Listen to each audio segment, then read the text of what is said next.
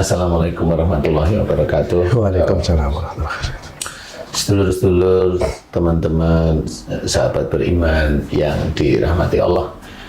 Memang jarang sekali orang itu memahami orang yang matinya kesandet itu nyawanya teraniaya, tersandera, apa terinjak-injak. Ya istilahnya kalau rohnya insya Allah kembali pada Allah Ta'ala dan jiwanya ya dia tetap ada di alam barzakh, nggak kemana-mana ya, tidak kemana-mana. Cuma memang kalau seseorang terkena sihir, nah ini seseorang terkena sihir, yang harus kita perhatikan itu adalah berarti Allah itu mengizinkan orang tersebut itu terkena sihir. Allah mengizinkan. Ya. Jadi kalau Allah mengizinkan itu berarti orang yang terkena sihir berkontribusi ada kesalahan di hadapan Allah. Pasti. Ya. Karena kalau orang itu baik-baik aja, nggak pernah salah, ya nggak akan ada kena sihir. Kecuali orang-orang tertentu yang memang dilindungi oleh Allah Ta'ala. Orang-orang tertentu itu contoh, maunya presiden, itu dilindungi oleh Allah Ta'ala. Kenapa itu dilindungi oleh Allah Ta'ala dalam hal-hal yang gaib? Ya kalau itu disantet kan nanti mati, ganti presiden baru, mati lagi kan banyak orang yang nggak cocok. Iya. Jadi orang nggak pernah berpikir, kenapa mamanya dia nggak cocok sama presiden, disantet, dibaca-bacain, kok nggak mati-mati, nggak sakit-sakit. Lah itu perlindungan dari Allah itu seperti itu. Jadi walaupun orang itu tidak disukai, banyak kok yang baca-bacain banyak, tapi masih aja sehat kan gitu ya. Kenapa? Karena memang mereka dilindungi oleh Allah Ta'ala. Karena mereka dilindungi karena apa? Ya itu hanya Allah Ta'ala. Agar negara itu tidak gonta-ganti presiden, akhirnya negara itu hancur istilahnya. Termasuk gubernur, petinggi-petinggi itu juga dilindungi oleh Allah Ta'ala. Oleh Allah, ya, dia seorang muslim atau enggak, ya dia dilindungi oleh Allah Ta'ala. Ya. Nah perlindungan inilah mereka itu kadang-kadang nggak pernah paham. Nah, mereka mengandalkan kerisnya, mereka mengandalkan paranormalnya gitu. Ya karena mereka nggak tahu, tapi nggak apa-apa, seneng-seneng aja. Kalau saya seneng-seneng aja gimana, sehingga mereka melakukan kemusyrikan dan mereka belum pernah mohon ampun kemusyrikan kepada Allah Ta'ala. Pasti, karena itu dikira ya biasa aja. Nah, disinilah sebenarnya yang harus kita ketahui. Seseorang yang terkena sihir itu pasti Allah mengizinkan, ya pasti Allah mengizinkan. Apalagi sihirnya itu di mana? Di perut, momennya kenanya di perut. Berarti orang ini biasanya di dalam keluarga sering emosional. Rata-rata seperti itu, sering emosional. Ya salah satunya itu. Kemudian karena suatu hal dia terkena sihir. Kemudian ada yang memang diberi tenggang waktu oleh Allah Ta'ala sehat. Tapi sehat itu dalam arti ya kesurupan terus-menerus, nggak bisa disembuhkan. Banyak sekali seperti itu. Kasus-kasus yang saya alami di siraman kolbu di MNC itu seperti itu. Sudah 5 tahun, 10 tahun, 15 tahun, 20 tahun. Dia udah cari pengobatan kemana-mana aja. Termasuk ke saudara-saudara kita yang itulah ya, yang dia baca-bacain itu. Jadi ya memang belum bisa, karena memang beliau belum memahami sihir itu kayak apa. Jadi beliau itu hanya mikir kalau dibacain ini hancur. Kenyataannya juga enggak kan gitu ya. Iya, betul. Jadi intinya adalah orang tersebut diizinkan terkena sihir oleh Allah. Nah, kalau mau mengobati berarti orang tersebut didoakan agar dosa-dosanya diampuni oleh Allah Ta'ala. Persoalan diampuni oleh Allah atau belum kita nggak perlu tahu. Yang penting doakan itu. Karena kalau kita itu mau memberikan istilahnya menyembuhkan istilahnya ya dasarnya harus itu. Jadi urutan orang itu sakit itu kenapa? Wa ma asabakum min musibatin fa bima kasabat aydikum. Apa saja musibah yang kau terima itu disebabkan dari buah tanganmu sendiri. Berarti kalau dia terkena sihir berarti itu juga dari tangannya sendiri, yaitu kesalahan dan dosa-dosanya. Kalau udah kesalahan dan dosa-dosanya ya kita mohonkan ampunan. Itu kunci pertama, mohonkan ampunan. Kemudian kalau sihir ya sudah, sihir itu apa aja yang dipakai, benda-benda sihirnya itu harus kita mohonkan kepada Allah Ta'ala agar dihancurkan. Kalian punya kekuatan tuh Allah, bukan kita manusia. Ya kan, kalau kita manusia itu kekuatan dari mana? Kalau orang bisa aja bilang orang jin. Nah iya, karena dia memang mintanya tidak pada Allah Ta'ala. Dia hanya pada kekuatan dia sendiri. Kalau saya mintanya pada Allah Ta'ala. Kenapa? Emang saya nggak punya kekuatan apa-apa. Nah, Proses inilah nanti akan dipertimbangkan oleh Allah Ta'ala. Dia diberi kesembuhan oleh Allah Ta'ala, sembuh total atau masih separuh, itu hanya Allah Ta'ala. Ya, kalau umpamanya sakitnya udah 5 tahun, udah 10 tahun, terus ketemu sama saya sekali di siraman kalbu, terus mintanya sembuh, dan minta sama siapa? Gitu. Dalam waktu 10 Dalam menit. waktu gitu. 10 menit itu minta sama siapa? Gitu. Tapi yang terjadi alhamdulillah kan setelah didoakan Pak Ustadz, mereka juga pada agak enakan gitu ya. Ya, Pak Ustadz, alhamdulillah memang diberi Alhamdulillah, ya. kesembuhan sama Allah Ta'ala. Iya, iya, iya. Sebagian besarnya iya, tetapi ya orang harus berpikir. Berarti itu nasib mereka yang ditolong Allah atau Ya, bagaimana? Allah aja yang mau meringankan mereka. sakitnya Ya, gitu Pak Ustadz ya. ya. Nah, kemudian kalau seseorang yang tidak terini kemudian mati karena santet, sebenarnya matinya juga bukan karena santet sebenarnya. Matinya itu karena Allah mengizinkan dia mati gitu. Jadi lewat apa? Mamanya begini, wala tulqu bi aidikum ila tahluka, dan janganlah kamu menjerumuskan dirimu dengan perbuatan ke dalam kebinasaan. Berarti di dalam ayat ini sebenarnya Allah itu sudah menceritakan bahwa orang itu rata-rata matinya itu dia jerumuskan dirinya sendiri ke dalam kebinasaan. Rata-rata. Cuma orang itu tidak pernah paham, tidak pernah tahu gitu loh. Menjerumuskan diri ke dalam kebinasaan itu yang bagaimana? Melakukan dosa, bukan cuma maksiat, dosa.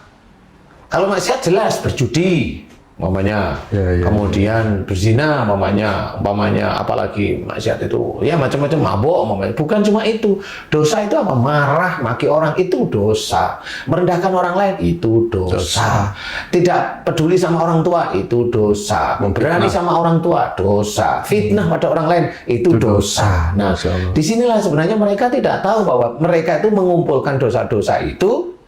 Yang nantinya dia seorang muslim atau tidak muslim, dia itu tahu atau tidak, dia sebenarnya sudah menggeluncirkan dirinya sendiri itu ke dalam kebinasaannya. Suatu ketika kalau dia itu hobinya marah aja di keluarga, ya bisa aja dia sakit perut, kemudian beberapa bulan mati. Kayak mamanya saat ini, mamanya kita lihat nih, COVID nih. COVID ini memang saya di siraman kalbu menerangkan, ada yang turun, bisa COVID-19 karena tahunnya di 19, bisa 20, 21 dan sebagainya menurut mereka. Tetapi yang saya amati ini 19, ada, bisa aja di atasnya lagi, ada, bisa aja di atasnya lagi, ada, ini sudah turun semua. Nah, di siang COVID-19 itu hanya menularkan biasa aja, reaktif. Kalau sekarang di swab, yang sekarang di, di rapid test itu dia reaktif. Nah, itu yang COVID-19-nya. Kemudian yang atasnya. Nah, yang atasnya itu memang ada nih. Dia sudah demam. Dia sudah kena. Kemudian ya agak-agak sesek, dia kena. Dia di penjara, di penjara. Di rumah sakit, isolasi itu ya. 14 hari, kemudian masih aja positif. Nah, ini yang di atasnya COVID-19. Entah teman-teman ilmuwan menamakan apa, saya tidak tahu. Nah, itu bisa kalau orang yang seperti itu, insya Allah nanti dia akan sembuh. Insya Allah, tapi dia memang carrier. Dia akan membawa nanti COVID itu ke semua lini. Berarti menurut pandangan Pak Ustadz itu beda-beda virusnya itu Pak? Beda virusnya, gitu. Insya Allah beda. Karena virusnya beda-beda. Nah, yang terakhir ini yang saya kemarin, sebenarnya saya udah cerita di siraman kalbu itu. Atau kalau enggak itu saya di YouTube saya cerita bahwa yang ketiga ini COVID ini turun, itu kena langsung demam, sesak, sakit perut, nggak ada 3 hari mati atau 3 hari mati atau 4 hari mati. Nah, itu yang saya ceritakan, inilah yang jenis COVID yang membunuh, yang dia bermutasi. Jaggernya COVID itu kira-kira. Ya, kira-kira seperti itu. Nah, ini memang nggak bisa. Jadi istilahnya COVID diajak perang itu mau perang sama siapa? Yang menurunkan COVID itu Allah Ta'ala. Kalau seorang mengajak perang COVID berarti dia mengajak perang Allah. Kalau itu seorang Muslim, kok kayak dia itu nggak ngerti sama Allah sih? Subhanallah. Nah, harusnya kalau dia seorang Muslim, satu boleh dia tuh pakai masker, boleh, cuci tangan, hand sanitizer, boleh, salah, boleh. Semuanya tempat umum dan ini ngikutin peraturan pemerintah, boleh. Kalau saya nggak akan menolak, boleh. Karena saya di tempat umum juga sama, saya pakai masker dan sebagainya. Tapi jangan diajak perang COVID ini, mohonlah kepada Allah Ta'ala. Iya. Karena yang akan menarik COVID itu Allah.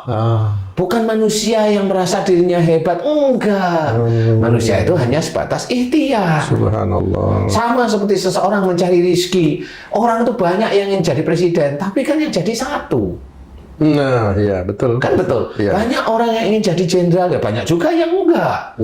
Banyak sekali orang yang jadi pengusaha, banyak lagi yang enggak, kan gitu. Betul. Jadi itu yang mengizinkan siapa? Yang mengizinkan Allah. Nah, COVID itu yang menurunkan siapa? Allah sebenarnya. Makanya di sini sama. Orang yang saya cerita, orang yang terkena COVID rata-rata satu orangnya emosional. Yang kedua sombong. Sombong Pak Ustadz. Sombong rata-rata. Dalam hal apa kira-kira Pak Ustadz yang berhubungan ini dengan COVID? Kalau emosional jelas ya takut yang berlebihan juga ya. Kemudian emosional itu marah yang berlebihan, marah yang disimpan. Itu aja yang saya amati. Ada kok sebenarnya beberapa teman-teman kita itu yang reaktif. dia reaktif ada yang terkena dia harus isolasi diri 14 hari. Ada rata-rata saya amati memang orangnya itu emosional. Nah emosional memang. Nah disitulah kena. Nah orang-orang sombong sama. Orang-orang sombong itu ya merasa dirinya mampu, merasa dia bisa, merasa dia jadi pejabat, merasa dia jadi orang hebat. Nah orang-orang itu yang kena ya orang-orang yang level-level pejabat itu pada kena. Nah, karena mereka ya memang itu yang dikerjain rata-rata. Iya. Nah, disinilah kita harus pahami. Kenapa? Karena mereka itu rata-rata nggak ingat sama Allah Ta'ala. Ingatnya cuma sholat. Ya Alhamdulillah kalau dia sholat. Tetapi kalau setelah sholat lupa lagi. Dia itu rasa bahwa apa yang dikerjakan benar. Apa yang dikerjakan orang harus nurut. Kan nggak bisa seperti itu. Belum lagi kalau mereka sholat itu untuk melancarkan keinginannya. Nah, rata-rata memang seperti itu. Bukan niatnya karena Allah. Karena niatnya bukan karena Allah Ta'ala. Nah, inilah yang harus kita ketahui bahwa jangan ibadah kita itu kita jual dengan duniawi. Sholat hanya untuk jabatan. Jangan. Walaupun dia itu mengawalinya dengan bismillah, tetapi hatinya itu ingin jabatannya tinggi. Nah itu dibaca oleh Allah Ta'ala. Mulut atau hati sebenarnya. Nah itulah yang jarang sekali. Makanya kita harus pahami orang-orang yang meninggal karena sihir, karena COVID, itu haknya Allah Ta'ala. Haknya Allah. Masa nanti kalau orang meninggal karena santet, sukmanya ditawan sama dukun santet. Jadi kali ya, tapi nanti ya. Kemudian orang yang meninggal karena COVID, dia akan jadi antek-anteknya COVID. Ya kan nggak seperti itu. Betul itu. Masya Allah, betul. Karena orang nanti kalau meninggalnya ketabrak truk, dia akan jadi iya nggak seperti itu. Nggak semuanya nggak. Kematian itu hanya Allah Ta'ala. Cuma memang kita harus menjaga kematian yang akan kita inginkan itu kematian yang bagaimana, husnul khotimah atau su'ul khotimah. Jadi itu harus pahami. Kalau kita ingin benar-benar husnul khotimah, belajarlah untuk tidak melakukan dosa walaupun sulit. Tidak melakukan dosa, jangan ngomong yang ngawur. Ya.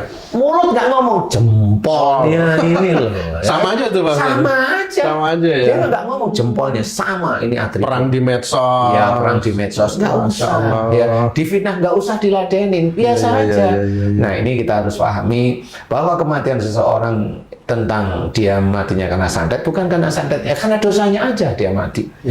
Untuk apa? Ya kita tidak tahu untuk apa, tetapi karena Allah menginginkan dia mati. Ya, jangan umpamanya kita ini orang baik tapi kok matinya cepat, kita nggak boleh ngomong seperti itu. Itu yang tahu Allah Ta'ala. Memang dia orang baik, yang dinilai nggak taunya diemnya, nggak taunya dia diem, hobinya memang jengkel sama orang tuanya, nyimpen marah sama orang tuanya. Orang lain taunya ya baik, nggak pernah ngomong, ya kan? Nah, dengan begitu kita harus waspadai bahwa kalau bisa kita jadi orang yang benar-benar melakukan kebaikan. Innahum kanu qabla dzalika muhsinin. Nah, itu harus itu. Sesungguhnya mereka di dunia selalu berbuat kebaikan. Jalankan itu. Kebaikan orang muslim adalah sholat pertama. Kan gitu ya. Puasa di bulan Ramadan, kemudian tambahkan sunnah-sunnahnya, kemudian baca Quran. Itu kemudian apa? Mulai hormati orang tua, Orang tua kalau bicara, dengarkan bicaranya. Jangan dilawan. Nah, anak-anak zaman sekarang itu orang tua dilawan. Lah stroke lah dia.